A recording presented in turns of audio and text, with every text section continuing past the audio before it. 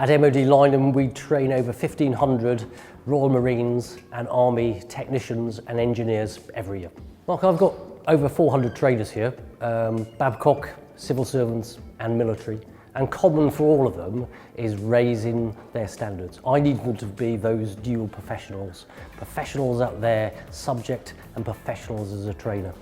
The professional standards provide me with a framework, a structure to shape that development, to give them the training opportunities they require. It allows them a structure against which to reflect, which is very important.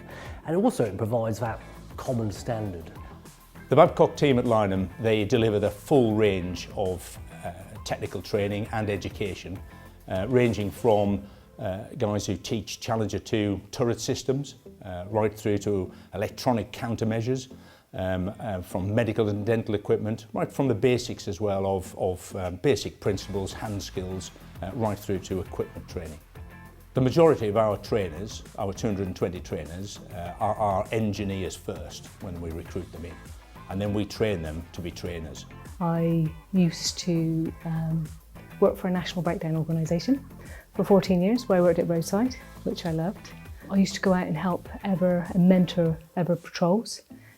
So I used to go in their vans and coach them.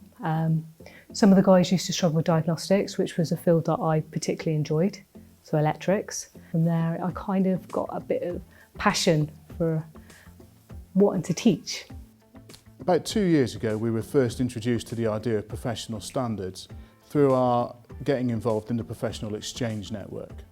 That then led to using the professional standards as the basis really to the creation of a set of in-house bespoke resources which we host on our own VLE system that allows trainers to really think about what they're doing in the classroom, how they might develop themselves, and also challenge their own practice and challenge their own thinking.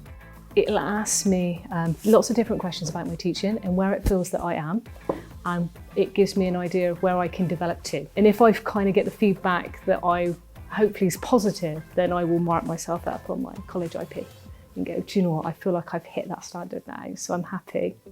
But I'm a perfectionist, so I'm always driving to be that one step further. So. We don't use the professional standards in terms of performance management in the traditional sense.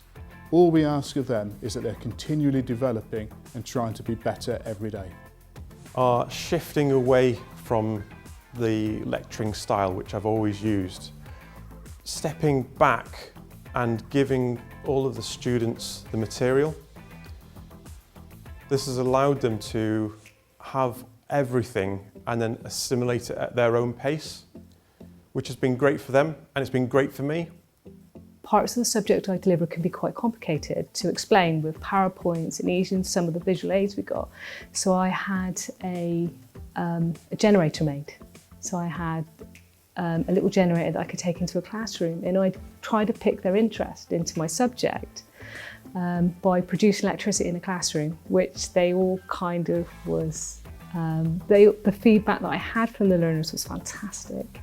And it was some of the best results I'd ever had in exams. Since we've engaged with the professional standards, I've really seen a change in quite a number of our trainers, those that have really embraced it and taken on with it. They're differentiating, they're spending time with the trainees. Our results in terms of their stickability of their knowledge has improved, and that general feedback is really positive.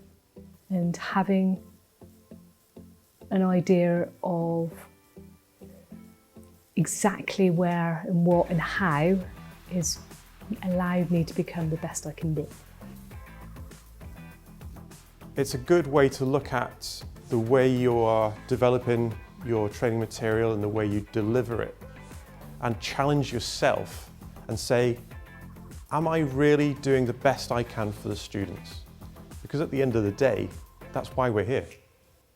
Being able to look at data, look at evidence in real time, being able to put on training events that we know are needed and know are going to be well attended, and then being able to go and measure the impact of those means that we have become more effective and we're targeting more directly what's needed. When we were inspected, one of the things that was commented on was the use of the professional standards and how that's allowed us to really target CPD in order to drive up standards.